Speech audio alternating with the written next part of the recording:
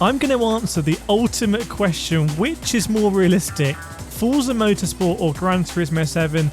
I've driven this car in real life on a racing track. It is the Kireth Supra. I'm going to let you know which of these two games actually replicates that experience the best. And what I'm going to tell you in this video might surprise you. Now, we've got Forza Motorsport on the left here. We've got Gran Turismo on the right. I want to let you know that Forza Motorsport camera does over-accentuate the amount of movement.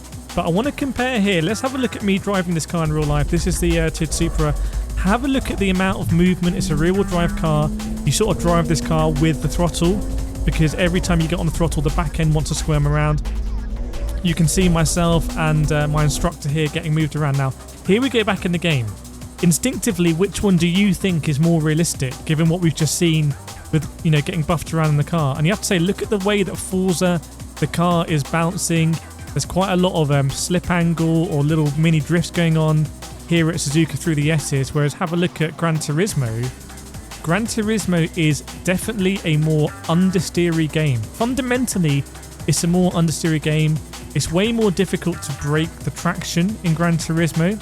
I talk about bonus rotation, so when I'm driving in top split in Gran Turismo, trying to be, one of the fastest drivers in the world, anytime I can actually get the car to rotate a little bit extra is this bonus rotation for me. You can see in Forza on the left-hand side, I've spun out the car here in the middle of the two Degners, something that I don't think I've ever done in Gran Turismo 7, because I've just been surprised by the way the cars bounced off the curbs. And that is quite realistic. When you drive cars over curbs in real life, it unsettles the car in ways that you cannot predict. You just can't really predict it. You see here going over that ridge on the inside, coming up, depending on how much lock I've got where I'm on the throttle. Whereas in Gran Turismo, you can 100% predict what's going to happen when you go over the curb. Basically, nothing's going to happen. That incentivizes you to shortcut as much of the track as possible. Now, there is some movement in Gran Turismo you can see here. I don't want to underplay it. The camera itself is inherently more static as well, so it's not overplaying it. But it is also way more understeery. Have a look here coming into Spoon, and you can see just the way that, in a realistic sense in Forza, I'm getting on the throttle, the back end's coming around, I'm trying to bring it, and in an ideal world, I'll be just able to hang on to that slip angle, have the back of the car sort of lead in the front a little bit, giving me that rotation, but not, massively breaking the traction, not losing out. See here in 130R again, we're going to go over the curbs. It's going to really unsettle the car. It's going to be unpredictable. When I was driving last week in Spain in the Mazda MX-5, when I was racing that car, if you want to overtake someone and go over the curbs, it's going to be a risky situation. So you can see here, look at that slip angle I've got on the left. Very difficult to actually get slip angle in Gran Turismo 7. When they launched the game with the physics at launch, it was actually impossible to have slip angle because it would just go into a massive drift moment. That's sort of like what the Crew Motorfest does. It's just like you're either drifting or you're not. iRacing, really good for that sensation of slip angle. And Forza Motorsport is more like an iRacing feel of game. I mean, we've got some great footage here.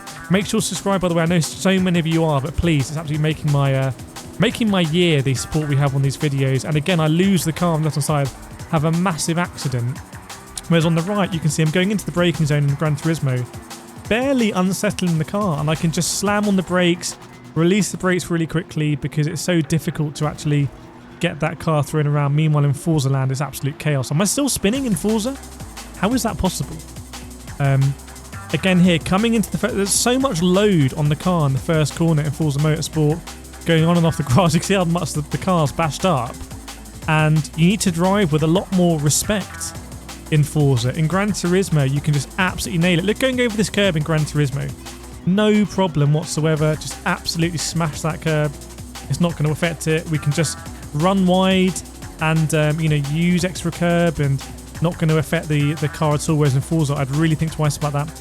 I've noticed in Forza sometimes if you go in a braking zone with a slight amount of lock on the wheel, you will end up having weird sensations in the braking, which is very realistic as we crash again in Forza. But there we go. Forza for me, actually more realistic. Let me know what you think in the comments.